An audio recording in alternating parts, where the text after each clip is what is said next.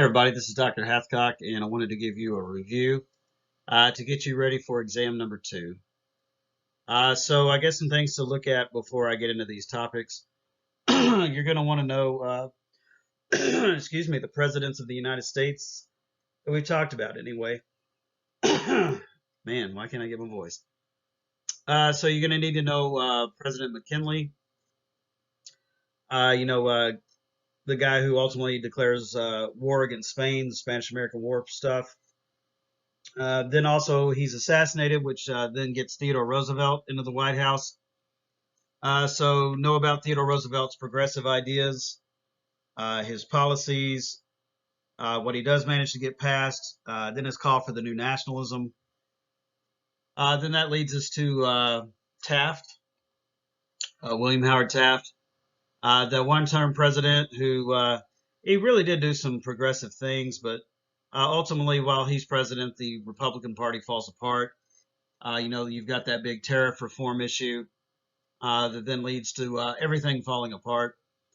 Then you get to Woodrow Wilson. A lot happening with Woodrow Wilson. A lot of things passed. All that new freedom stuff that he had called for that he actually puts into practice. Let's see. You've also got some amendments to the Constitution on this test. You've got 16, which was the income tax. We didn't really talk about the 17th Amendment to the U.S. Constitution. I'll just kind of real quick throw it out there. The 17th Amendment was the direct election of senators. We used to not be able to directly elect our senators, but with the 17th Amendment, we were able to. The 18th Amendment, which was prohibition, the outlawing of alcohol. And then the 19th Amendment, which called for women's suffrage or a woman's right to vote. So 16, 17, 18, 19 are the 4 amendments to the Constitution that are passed during the Progressive Age. All right, let's see. Let me go through these things, and maybe something else will pop into my head as we go. But looking at what energized Americans to expand to the West. So we did look at westward expansion, and I talked about how, you could be a farmer. So there was the farming frontier, the sod busters, who would use the Homestead Act to claim out land out west. So there was the farming frontier. There was also the mining frontier, digging for gold and silver and things like that. Then last not least was the ranching frontier with the cattle craze and the cowboys and the cattle drives and all that sort of stuff.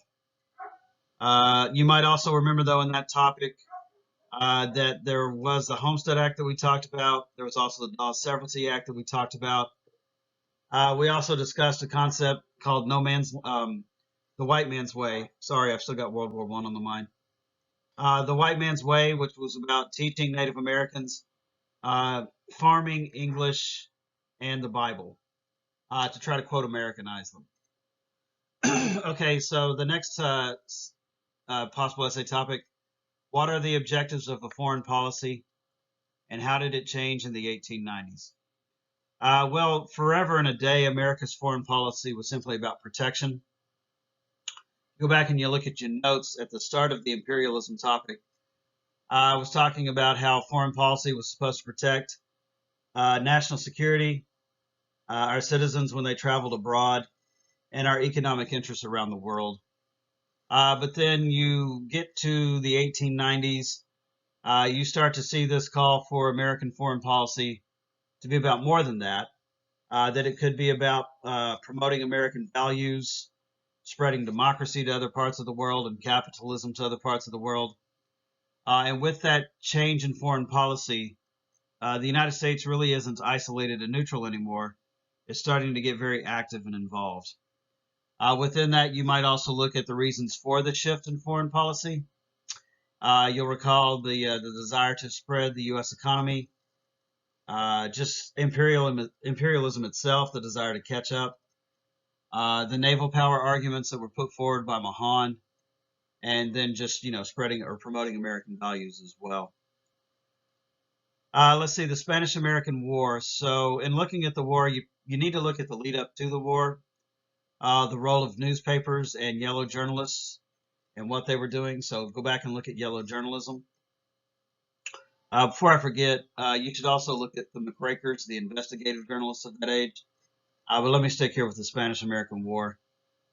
So you have that revolution in Cuba. The Spanish are doing all kinds of, I don't know, no good down there. But truth be told, the Cubans were committing atrocities as well. But U.S. journalists were presenting an anti-Spanish slant. They really weren't talking about the bad things the Cubans were doing. They were focusing in on what the Spanish were doing. So that yellow journalists were making a case for America to get involved in the war. At first, President McKinley said no to that. But then you have that incident January the 1st, 1898, where heavy fighting breaks out in Havana. The USS Maine is sent down to Havana to sort of safeguard our interests, get our people out of Cuba if it's possible. Then while the Maine is anchored down there in Havana, an explosion happens in the engine room, effectively ripping the boat in two. But the newspapers of the time said that it was a Spanish mine, that the Spanish blew up the boat. So with that, the United States is, all set to go to war. You might also remember that McKinley gave the Spanish some choices before declaring war. But as far as the war itself, you might go back and look at the Battle of Manila Bay. Go back and look at the Battle of San Juan Hill and just how the United States ultimately ends the war, by capturing that city of Santiago, forcing the Spanish to surrender. Another big thing about the Spanish-American War is the Treaty of Paris, 1898, and all the things that it called for. A free Cuba, the United States acquiring Puerto Rico, Guam, the Philippines, the United States becoming a global superpower, all those things that come out of that Treaty of Paris, 1898. And really the biggest thing the United States got out of the war was the Philippine Islands. As that ability to open up Asia to more American trade through the Philippine Islands. Okay, then we looked at the New South and the creation of the NAACP. I talked about Jim Crow. Remember, Jim Crow was two things. Number one, it was disfranchisement, or taking away somebody's right to vote. And number two, it was about segregation based on race. So that Plessy v. Ferguson case, it's kind of a big deal. You might also look at various means of disfranchisement that I discussed. Let's see, the literacy test, the property qualification, the poll tax, the grandfather clause, things like that. But that Plessy v. Ferguson case really is a big deal. You need to look at that and understand why the Supreme Court said you could separate based on race, but you had to provide equal accommodations. Okay, now looking at various reactions to the Jim Crow laws, go back and look at Booker T. Washington. He's referred to as an accommodationist, that he was sort of accepting of Jim Crow through his Tuskegee Institute in vocational education. Look at the NAACP, Dr. Du Bois. It was more about assertion. Then also look at the formation of the UNIA with Marcus Garvey as its leader. And it was really calling more for self-help communities, sort of just separating from white society and just sticking to the community and helping the African American community itself.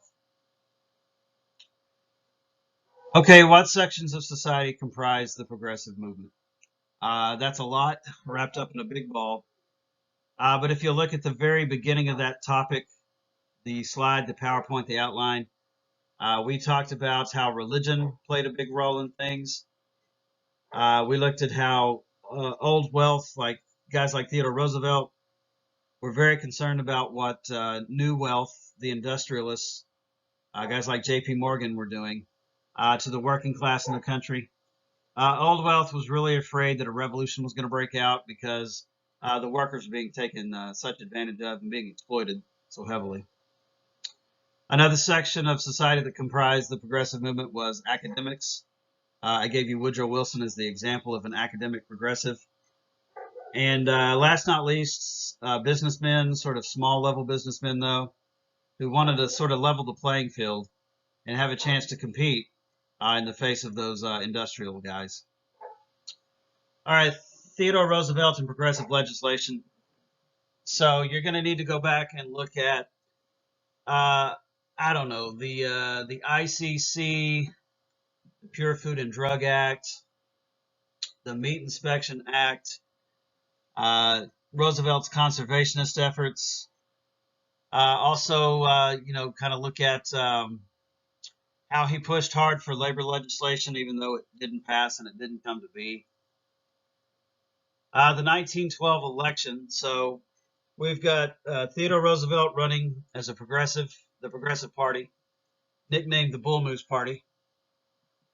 We've got William Howard Taft running as the Republican nominee, and we got Woodrow Wilson running as the Democratic nominee. And then we had Eugene Debs running as a socialist candidate here in that campaign. But really go back and look at what the new nationalism called for, and then also look at what Wilson's new freedom called for. And what the 1912 election tells us is America at that moment was a progressive country. It was voting for progressive ideas and progressive politicians. So you have to argue that by 1912, Americans believe that you could use government to change society for the better. Also within that topic, look at how Woodrow Wilson was reelected because, number one, he did a great job of courting progressives. And number two, he had kept and honored the pledge to keep the United States out of World War I. At least he kept that pledge through 1916. Okay, looking at the lead up to World War I in Europe. Let's see. So we talked about an alliance system. Go back and look at who the Allied powers were, who the Central powers were. Look at the assassination of Franz Ferdinand and how that triggers these events into motion. The next thing you know, Europe finds itself at war. You could look at the Schlieffen Plan and the failures of the Schlieffen Plan, and just basically how that essentially was World War I for the next 4 years. You know, the trenches and trying to break through each other's lines. But then looking at the problems with U.S. neutrality. So the United States doesn't want to get involved in the fighting and does proclaim neutrality. But then sitting on the sidelines, the United States wants to make money. So they want to sell weapons to these nations at war. They want to make loans to these nations at war. But the problem with U.S. neutrality is the British control the ocean. The British blockade the continent of Europe. They won't let anything get through. So even though Americans were willing to sell to the Central Powers and the Allied powers, it didn't matter. The British wouldn't let anything get through to the Germans. So anything the United States brought across the ocean, it always ended up in British hands and Allied hands. So that was hurting the German war effort in that regard. To try to break the British blockade, the Germans were using submarines. As we talked about, submarines would make mistakes in combat. One massive mistake that a German submarine made was sinking the Lusitania. And so then Wilson had that very hard response to the Lusitania sinking. And as I tried to explain to you guys in class, the Lusitania incident created the tense situation between the United States and Germany that ultimately leads the Germans to try to carry out the Zimmermann telegram, which then in turn is going to lead the United States to declare war on Germany. So you might also look at the Zimmermann telegram as well and what it was calling for. Let's see. So the post-war peace and the Treaty of Versailles. So Woodrow Wilson, in going to Europe, wanted it to be an easy settlement, an easy peace. Again, he was thinking about Lincoln, malice towards none, charity for all. But the European powers of England, France, and Italy had been through 4 years of combat, lost a lot of lives, and they wanted to punish the Central Powers for what had happened. So that when the Treaty of Versailles was handed down, it was an extremely harsh settlement. It was not an easy peace. And within it lay the seeds of World War II. But you need to go back and look at the Treaty of Versailles as well, the stipulations and what it called for. Germany accepting war guilt, the Central Powers broken up into smaller countries.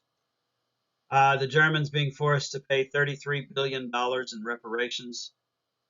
The German militaries sort of being controlled by the Allies, in the sense of the Allies would tell them how many tanks they could build, how many airplanes they could have, things like that.